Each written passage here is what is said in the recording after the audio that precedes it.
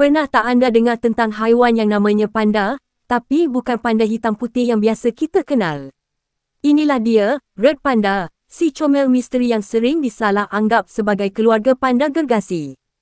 Tapi sebenarnya, haiwan kecil ini lebih dekat hubungannya dengan rakun dan musang daripada panda besar. Red Panda berasal dari kawasan pergunungan Himalaya, Nepal, Bhutan, China hingga Myanmar.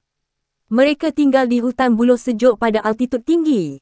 Walaupun kecil, sekitar 50 hingga 60 cm sahaja panjang badan, Red Panda mempunyai ekor yang tebal dan berbulu, berfungsi untuk seimbangkan badan dan juga sebagai selimut semasa tidur di musim sejuk.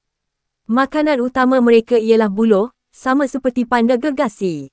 Tapi menariknya, Red Panda juga makan buah-buahan, telur dan serangga untuk cukupkan nutrisi harian. Yang paling unik, mereka aktif pada waktu malam dan subuh, sebab tu Red Panda jarang dilihat manusia di habitat semula jadi. Malangnya, Red Panda kini dikategorikan sebagai haiwan terancam, dengan populasi kurang daripada 10,000 ekor di alam liar.